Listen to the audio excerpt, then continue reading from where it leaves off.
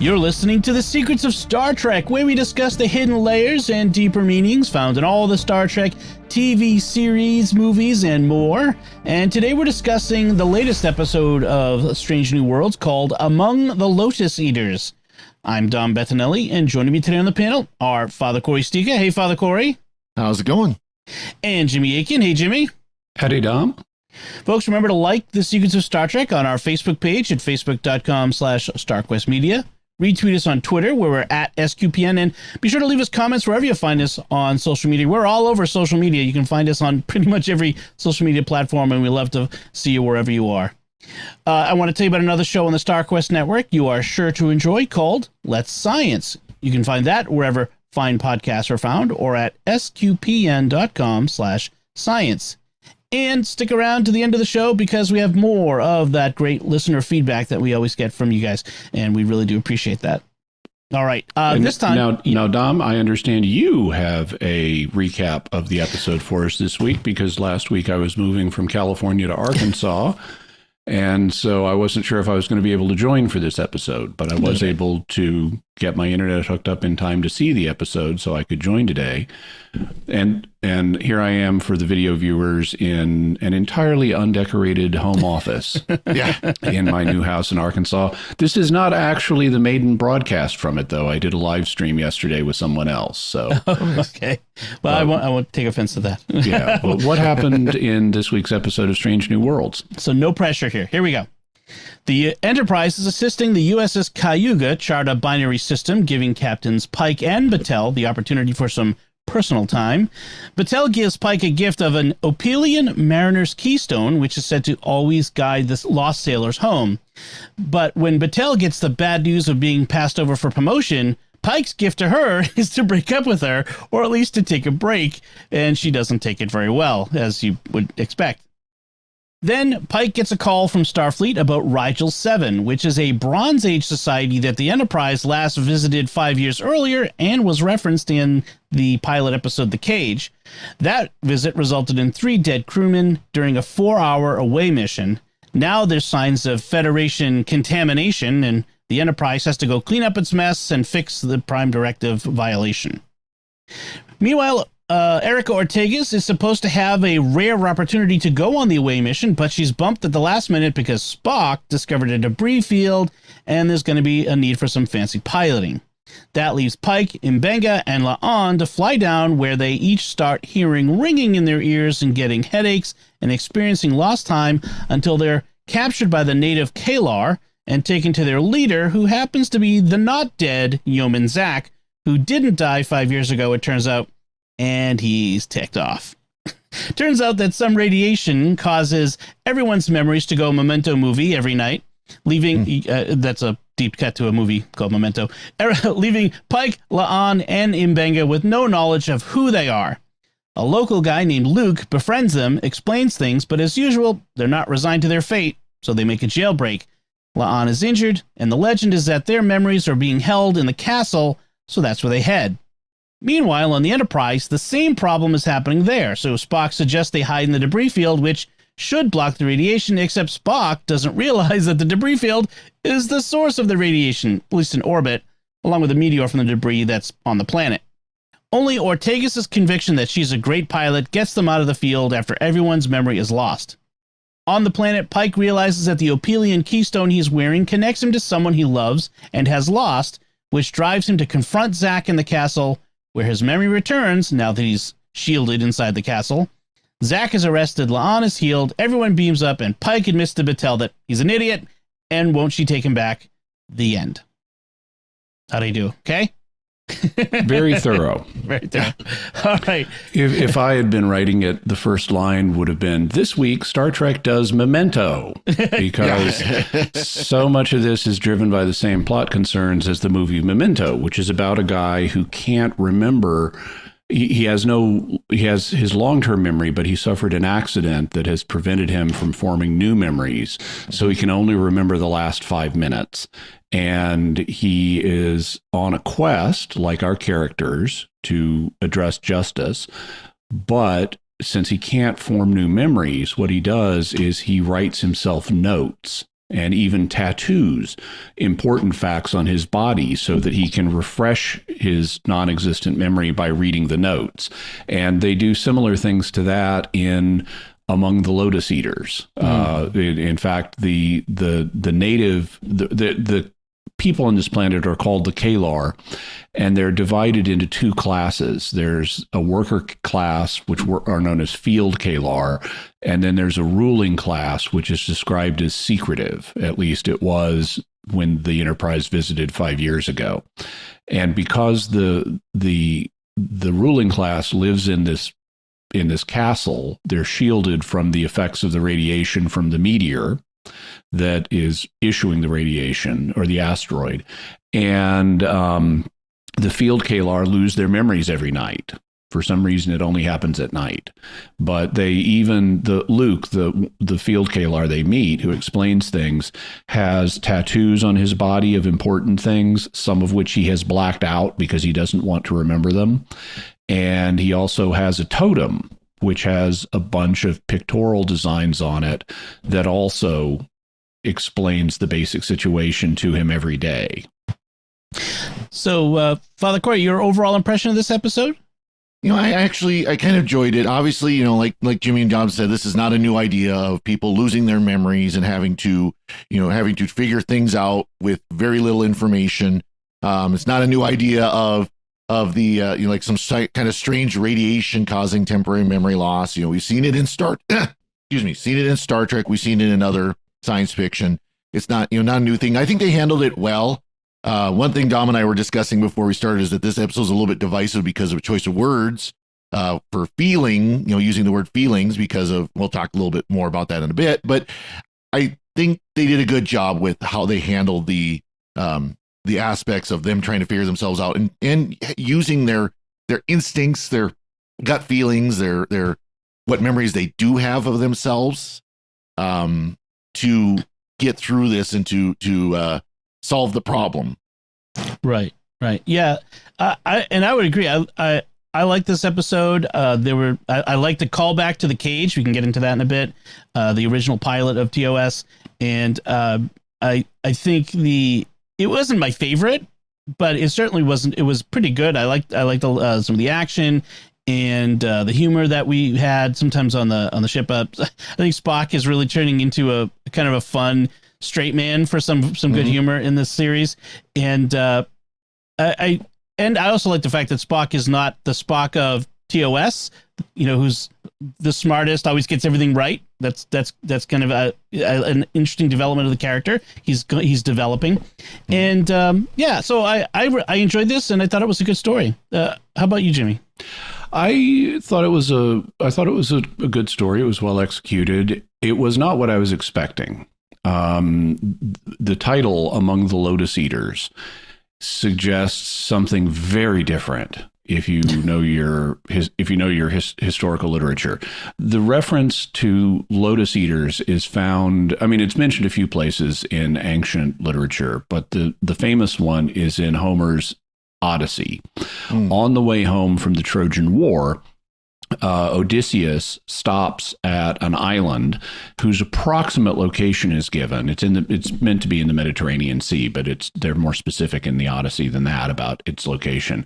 And on it it's inhabited by a group of people called the Lotophagoi, or the Lotus Eaters. And Odysseus sends 3 men to investigate what kind of people the Lotus Eaters are, and they subsist entirely on lotus. Now, there's the term lotus in Greek could refer to several different plants, but these guys are eating one of them, and it is so delicious, they don't want to eat anything else. They don't want to do anything else. All they want to do is eat lotus all day. And so it's like a psychoactive, highly addictive drug that the Lotus Eaters are taking. And they give the 3 men, lotus to eat, and they just love it. And they don't want to leave. They want to stay here and eat lotus and be in this drugged out bliss. And Odysseus has to have them seized, and he ties them under the benches on his ship and they're weeping bitterly at being torn away from being able to eat Lotus.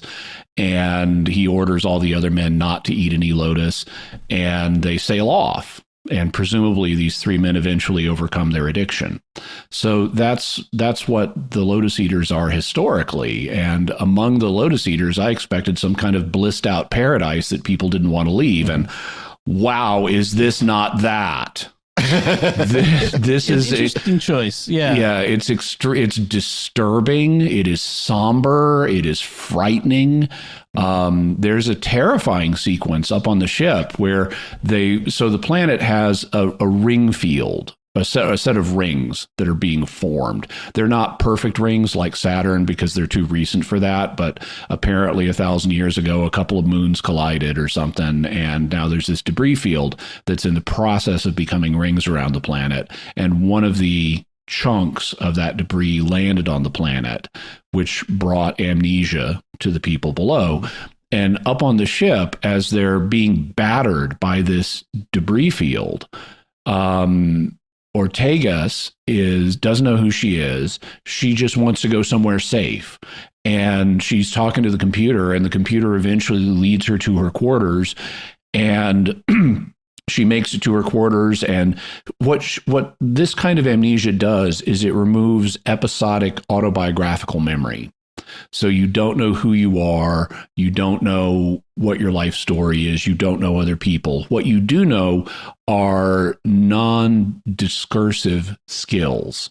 So you know how to talk, you know how to walk, you know how to do your job, at least in basic terms, but you don't know the more complex social realities. So she doesn't realize she's a pilot. And she makes it to her quarters. She's talking to the computer. The ship is being pummeled by debris.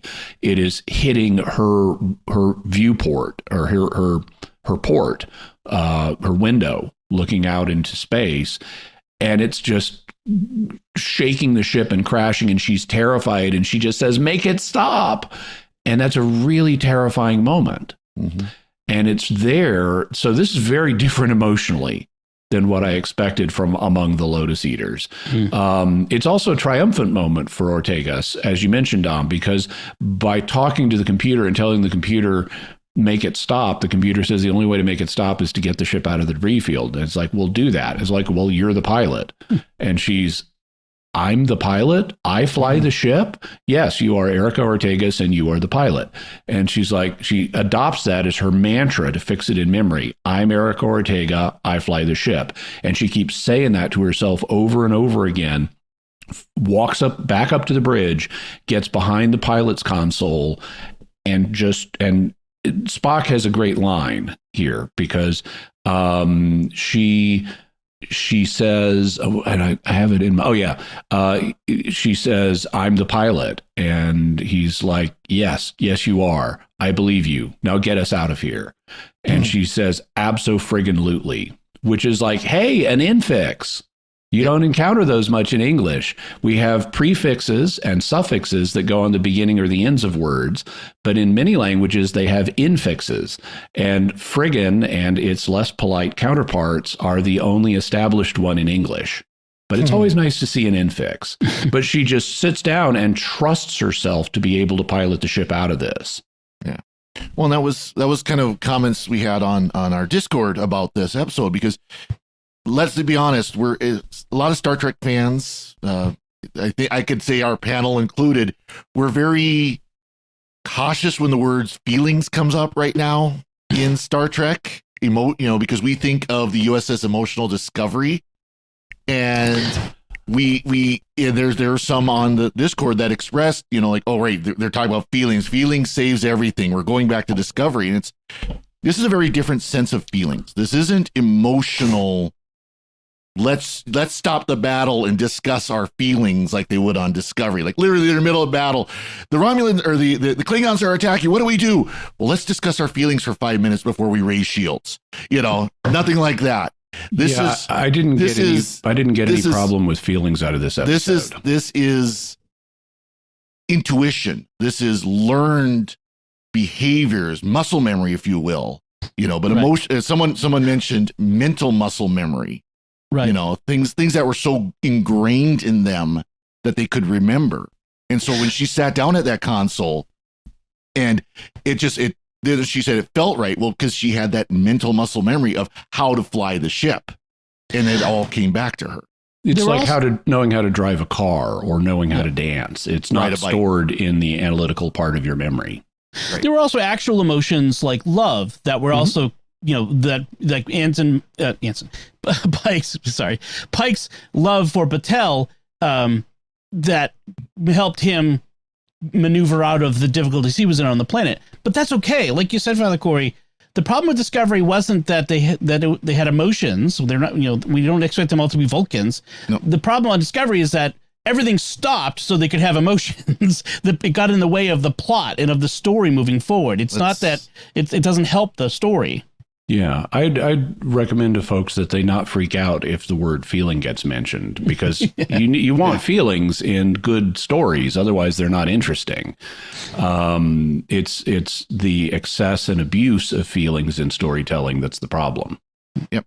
And I guess that's kind of understandable when you've got a series that pretty much pummels you with it, that anytime people related to that series mention that word, it's kind of like, uh-oh, where are we going with this?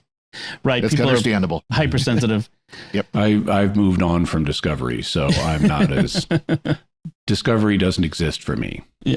One of the other things that this, in addition to Memento, that the episode kind of reminded me of was Wizard of Oz. There's a sort of Wizard of Oz feeling to this. You know, we have to, who are we? You know, what are our roles? And we're on the way to find the man behind the curtain. You know, there's a whole bit of a man behind the curtain thing with Yeoman Zach and that sort of thing, or Wicked Witch of the, is it East or West that they actually, they land the house on one of them, and I think it's the East is the one they land on, and the West is the yeah, I think that's what it is. And in Wizard Oz has the flower field where they literally start just losing themselves and falling asleep and right yeah, there's that as well, yeah. So let's talk a little bit about Pike and Battelle, this relationship that comes from the very beginning of season 1. In fact, it literally starts with this relationship and this idea of these two captains trying to have a relationship. And they keep talking about how, it's impossible for captains to, have a personal life. And this is something that Star Trek has often said, that, it's impossible. And right back to TOS where, Kirk is, the Enterprise is his love and the only woman in his life and that sort of thing. I just don't feel like that. Except for all the others. Yeah. Right. I just don't feel like that's accurate. Or, certainly Sisko had a personal life and had a son and had a wife before she died. Also, captains in the U.S. Navy seem to manage families too. Right. Yeah. And even in the days where you in this age of sail, where captains might be away at sea for months or even a year at a time, they manage to have families. I just feel like it's. Having a relationship with a captain of another ship that's often going to be away, you're not going to see them for years at a time. That might be hard, but it's not impossible to have relationships. Well, it even goes back to the cage part of. When you see Pike is in his quarters and he's, I'm going to quit, I'm done.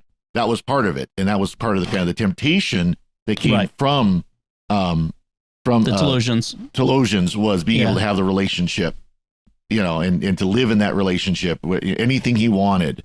Right. So that's something that's always been part of Star Trek. And yeah, you're right. I mean, admittedly, yes, if you're on a 5-year mission on a ship that doesn't have families, and it's not the Enterprise D, aka the cruise ship in space, it's it's going to be a lot more difficult to have a 5-year long distance relationship. Right. Not impossible, but you can't date among the crew, right? I mean, that would be a bad idea. Well, you really shouldn't. There are certain things that can cause problems with that. Yeah. Yeah.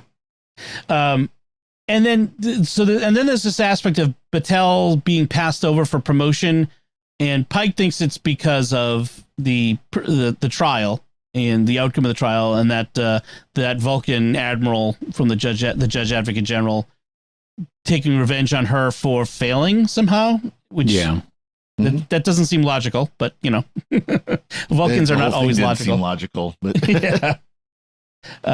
So Rigel 7, we should mention, I saw someone complaining about it who clearly didn't understand. Rigel 7 is from The Cage, from the original pilot. This is a flashback that he has on Talos, where he remembers going to this planet that had a castle and a princess in a wimple. Oh, it wasn't a wimple, whatever that tall pointed hat is. Yep. Yeah. And in that he mentions, we lost 3 crew members on that away mission, including my yeoman. So it's a nice callback, by the way, that they bring that up here.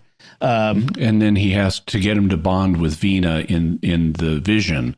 He has to fight a big, huge, hulking Neanderthal warrior guy played by Ted Cassidy, I think. Was it the same guy who did Jaws and James Bond? Oh, yeah. I think so. Yeah, I did forget his name, but maybe that's his name. Yeah, but he was a big dude. And so they apparently get contaminated the culture, leaving something behind. Including a living, not dead Yeoman Zach Crewman. Right, right. Well, this was the event that led to Pike having his conscious or crisis of faith, if you will, crisis in his ability to be a captain that started with The Cage. I'm surprised they didn't make more of that. That this was this failed mission, has repercussions for Pike, or do we just kind of say, oh, that was kind of solved with everything that happened to Talos? He kind of resolved that there. He's got a different personal crisis now, but with his relationship with the other captain, and they could have tapped into that, but they chose not to, I guess, because it's 2 different crises. He's not currently having a career crisis. Yeah, that's true. That's true. So we have, and I'm glad he's not, because you don't want your main character unenthusiastic about his job. Right. That would be an uninteresting show. So they Starfleet every once in a while sends a ship around to see what's going on this planet. They can't scan the surface because of interference, so they take pictures from orbit. And on their last pass, they saw this garden outside this castle with clearly the Starfleet Delta symbol planted there.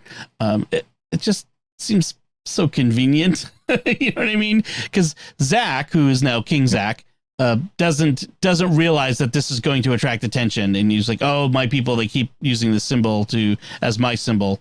And it's like, okay, but they conveniently built this thing large enough to be seen from orbit. It just seems there's a couple of aspects of this that were a little hard to take you take it and you move on with the story, but it was like, oh, nitpicky details. Yeah, there's also a moment where later in the episode, which is actually great, where once they realize that people on the ship are also suffering from amnesia, Spock hands out iPads with everybody's personnel file on them, so you can carry your own information with you. And that's a great idea, and that should totally work, because reading is a skill that is not part of autobiographical memory. It's like driving or walking. Reading you should still be able to do, and then they can't for some reason. Yeah. And it's like, come on. You made up the rules. Reading would be included in this. Yeah, they recognize the picture as themselves, but it's like, I don't know what it says. I just know that this is talking about me. Yeah, it's weird. Yeah, that was a weird obstacle that they throw in there. And another one is, how many phaser rifles did Pike leave behind last time he was down there? Yeah, because we see the ruling class guards carrying phaser rifles, and that they didn't make those things. This is a Bronze Age culture, so those things had to be left. Well, there's a whole box of supplies and medical supplies and stuff like that Zach is using as basically like an end table type of thing. Right. He's probably healing himself whenever he gets sick from the supplies there. I know I would. I do like the build with the blasters, because as they're approaching the Citadel, so they fly down in a shuttle and park like way far away, so that they won't culturally contaminate them with the knowledge of the shuttle. And then they walk, I think they said 25 kilometers to get to the castle. And as they're doing that, they're using telescopes, which is the most advanced sensing device they have on them. Even that could be problematic, because in Earth history, we didn't develop the telescope until well after the Bronze Age. If these people are Bronze Age, they're not familiar with telescopes. But they're using the telescope. It's a little handheld collapsible telescope, and they're using it to observe activity at the castle, and they see that they have blasters.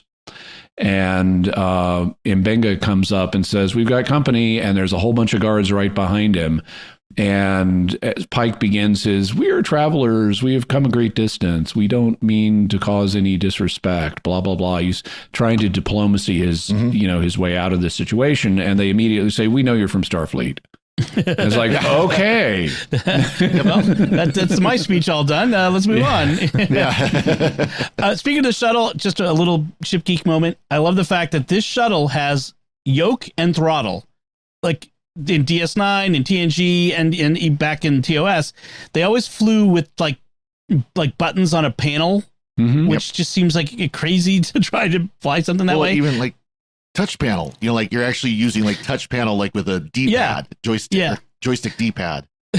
But this one, he had a yoke and a throttle, and I'm there for that. I like that. Anyway, so Mbenga and La'an have been chosen for their hand-to-hand combat skills. That's what he tells them. That's why Mbenga's the doctor is on this away mission. And I'm thinking, better combat skills than anyone in security? Besides La'an? Like, there's got to be other security, right? Yeah, but they've established he's a really, really competent fighter because of the quirks of his personal history. I guess, yeah. So even before they leave the shuttle, La'an starts hearing this ringing in her ears.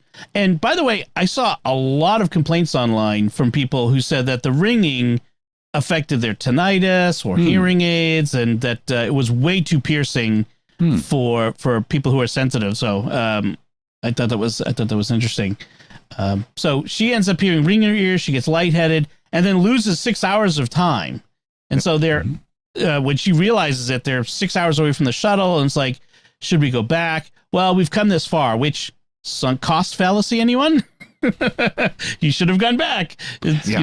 I like how in that moment, Mbenga, and this is before they've lost their memories, Mbenga starts, he doesn't have a diagnostic instruments with him, but he's like taking her pulse, and it's like, well, her pulse is stable, and he's concerned, and it's actually he that first suggests maybe we should go back to the shuttle. And Pike says we wouldn't make it before dark. And as Mbenga is talking about going back, Pike cuts to the chase and says, "Is it your official diagnosis that we need to turn back?" Right. And at that point, Mbenga has to look at what degree of concern do I have here medically, and focus on that. And it's like, well, I think we can still proceed with the mission as long as this doesn't get any worse. Right. But I like that moment of, is it your official medical diagnosis that we need to go back? That's a really good way of focusing the question. Yeah. Also, the symptoms of this, it starts with lightheadedness and ringing in the ears, followed by time loss, headache, abnormal fear, and finally autobiographical amnesia. Yeah. Brother Cory?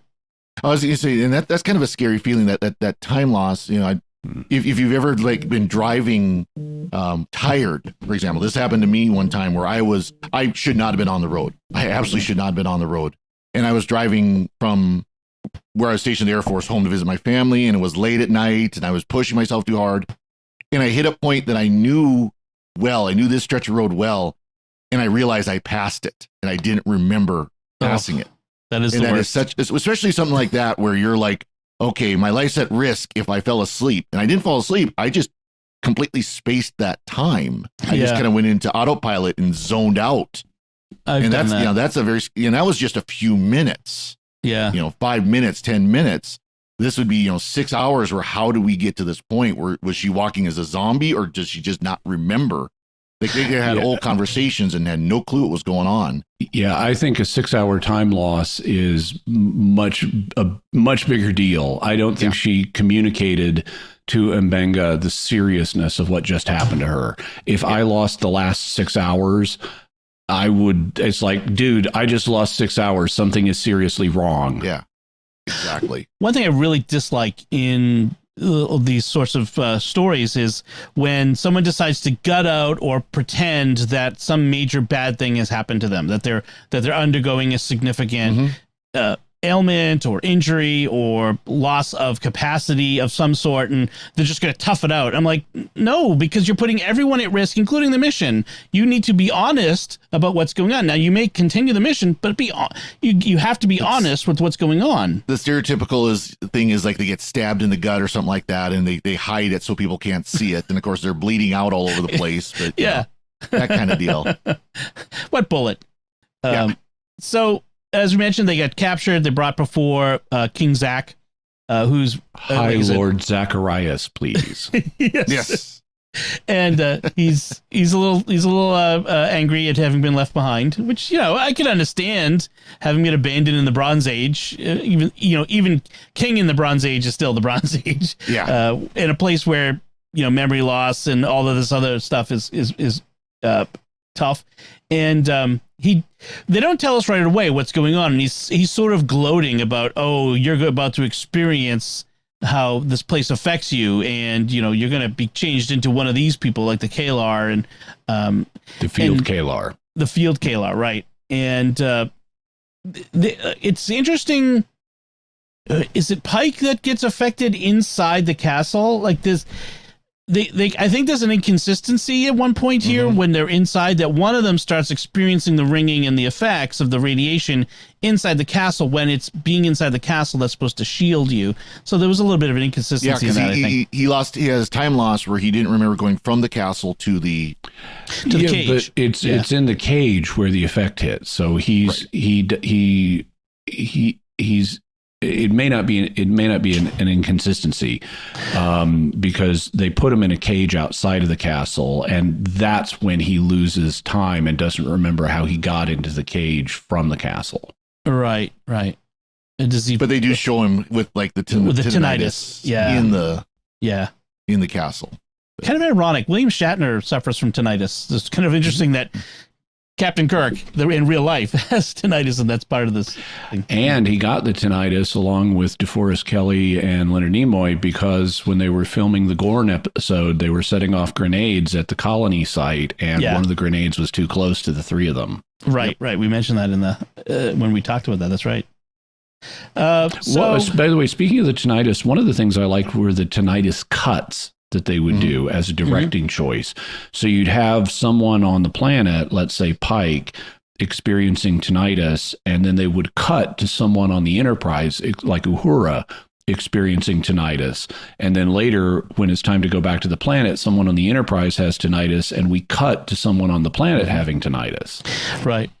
Did you notice, like, when speaking of people on the ship, at one point, Una starts suffering the effects, and then she's gone for the rest of the episode. Like, she disappears. The other people who also are suffering the effects, they're still present on screen. Well, like you see Nurse Chapel just walking around completely out of it because of it. And she just walks through the corridor for one scene, but still, you do see her.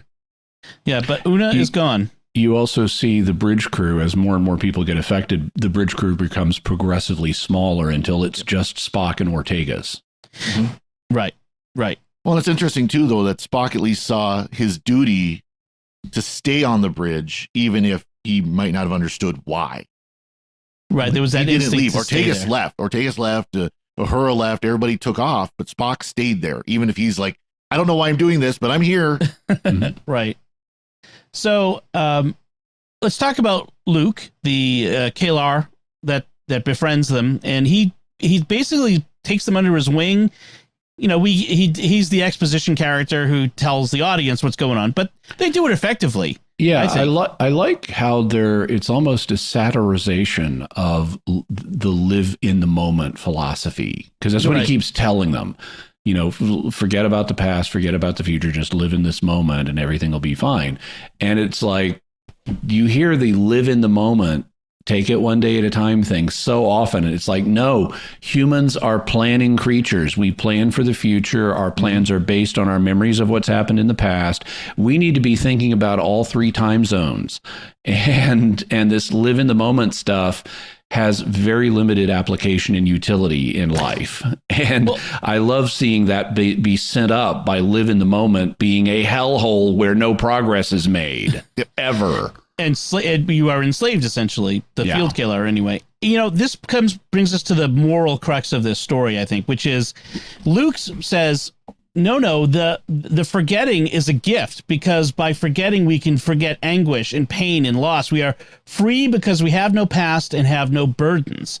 Mm-hmm. And at the end, we find out, or Luke finds out, that, you know, he has one of these tattoos. They tattoo vital information on themselves. And he has part of his tattoo has been blanked out because possibly the pain of being reminded every day about this loss, that he finds out he lost his wife and his son. Yep. And although I find that a little suspicious. I mean, if I had, being a widower, if I had the name Renee, and even if it said Renee, my beloved wife, on my arm, and I forgot who she was every night, and saw it on my arm the next morning, I don't know that it would be super painful if I genuinely can't remember anything about her. There is a case I read about of Alzheimer's patient who, is Alzheimer's is a memory loss disease. And this woman whose husband had died, and she would forget every day that he had died. Mm-hmm. And they would tell her every day, oh no, Joe died. Remember Joe died. And she would experience that grief every day of a personal loss. And so they stopped telling her that he died and just told her he's not here. Yeah. But she's got her long-term memory. She knows who Joe is. Right. And so she's remembering what he was like, and she doesn't realize he's dead. And it's like, if you were just told, Dom, Melanie is dead. Well, you remember Melanie. That being told she's dead would be a horrific shock to you. Right. Because you remember her. But if I don't remember who Renee is at all, then it's just a name on my arm. Right. That's why with something like Alzheimer's, they do kind of live in their world a little bit. And it's like, oh, Joe, he's off at the market, or he's off at work. He'll be back later. Yeah. And they don't ever tell them. They just, because they'll forget in 5 minutes. Alzheimer's really is one of those diseases. Like in 5 minutes, they'll forget. We would have, when I worked as a nurse's aide in high school, we would have one lady who she always wanted to call her sister. Well, her sister only wanted to visit like once a week. So he's, you talked to her earlier today. You talked to her yesterday. Yeah. Something like that. This is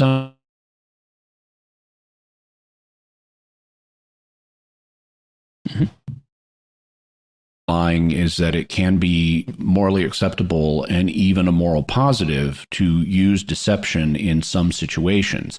Like if you have a Alzheimer's patient whose spouse is dead, don't tell them every day when they ask that their spouse is dead.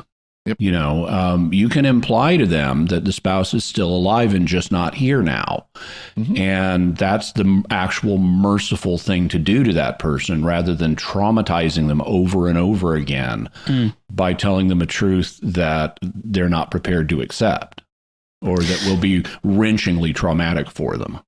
No, one thing that's with Luke's case is he remembers the emotion, and that might be a part of why he remembers when he sees the name and the names. Yeah, but I thought about that. But if I don't know names, the only reason he knows his name is because it's written on his arm. Yeah. And so he wouldn't know his wife's name. He might feel like I'm missing someone and remember that feeling of missing someone, but he wouldn't be able to connect it to a name. Right. Well, that name, I would presume if I've tattooed two names on my arm that they're important to me. So maybe, yeah. I mean, I see your point. I'm kind of in the middle of that. I'm not sure I'm quite there yet with you, but yeah, I can see what you're saying. And I'm not saying there's no rationale for it. I'm just saying it's kind of questionable to me. And certainly from my point of view, I wouldn't want to do what Luke did. I'd want to remember as much as I can, even with the pain. And I think that's the moral question here is I don't think being freed from memory of pain and suffering is freedom, because because some of that is who we are. Is that the things that we've gone through, the joys and pains we suffer is part of who we are. And I think that to take some of that away, we lose something of ourselves. And at the end, Luke even admits that he was wrong, that it isn't a mercy to lose your memories, but that actually we should be able to retain our memories. They should be able to retain their memories and remember the people that they lost. Right. And the past. So. And in that same scene, Mbenga and La'an acknowledge he's partially right, that he has a point about some of his perspective, even though fundamentally we do need to remember. And that's one of the things I like is Luke and Mbenga and La'an all have valid points. And so we have a complex reality here about memory and its role and how much is good to remember, but when is it okay not to remember? When is it tempting to want to not remember?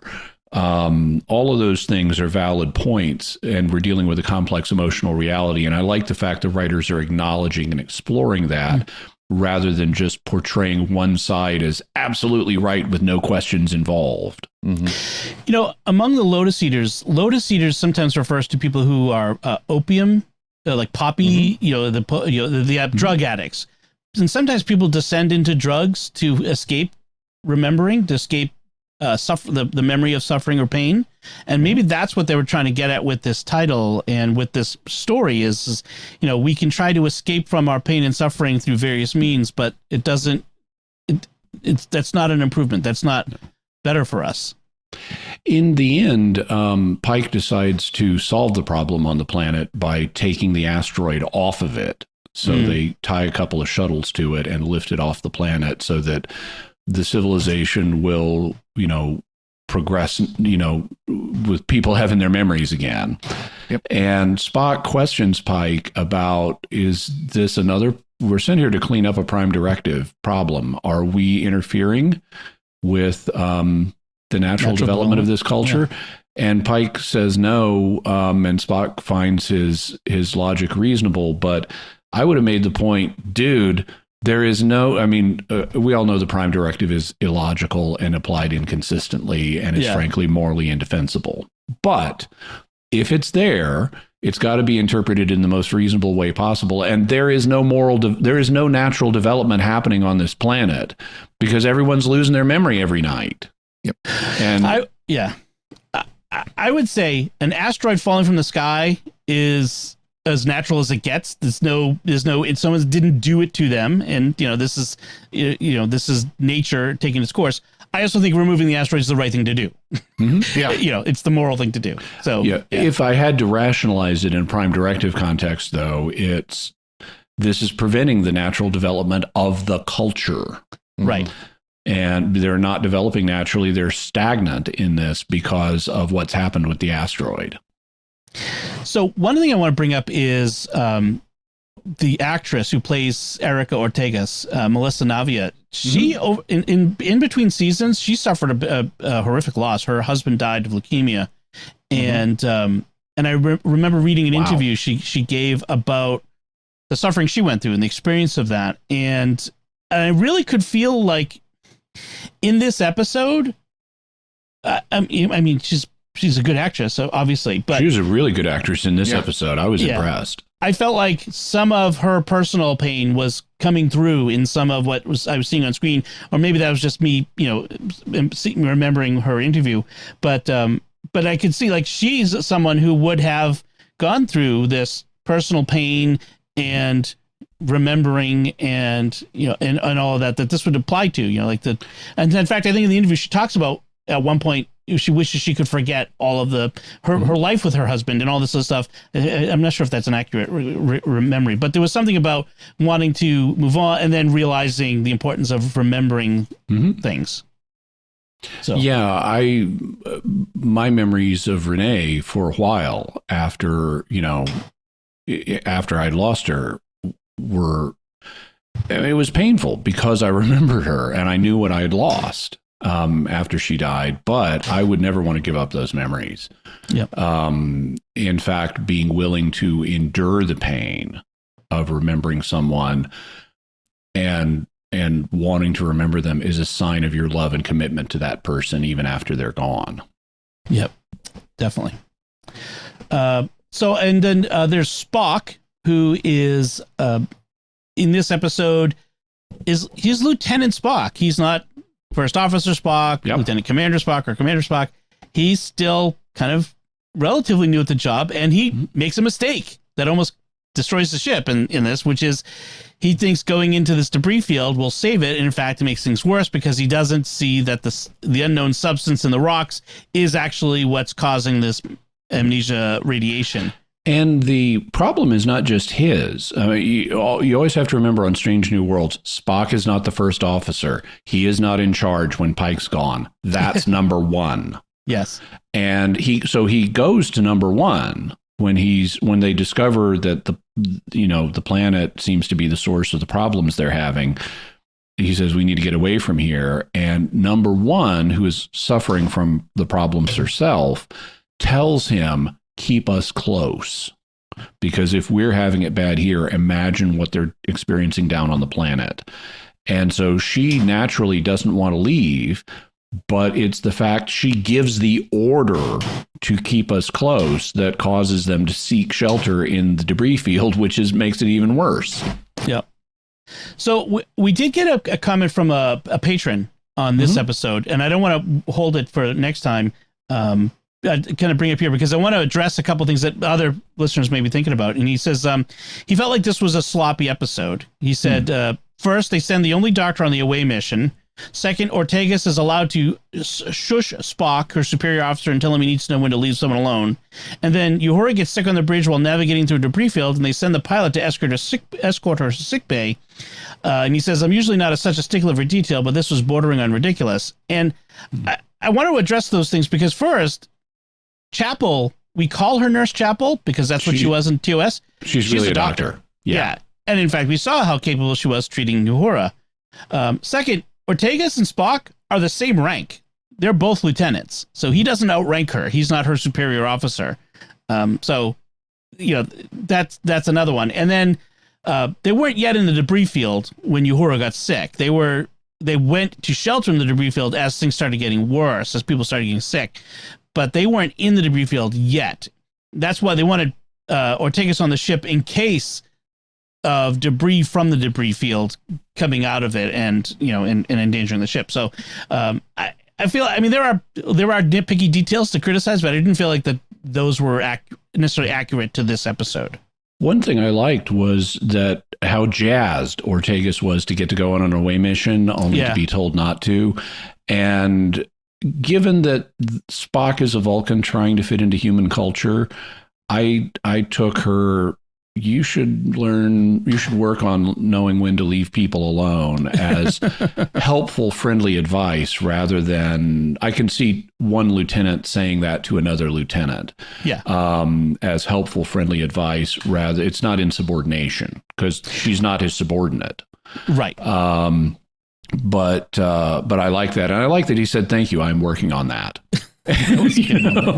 Also, I liked, there's a bit in the final confrontation between Pike and Zach, where Pike is in the castle and he is marching towards Zach, and he's going to give Zach a really big pummeling that goes on for quite a while. So it's very satisfying. And he almost kills Zach with the phaser rifle, but then doesn't.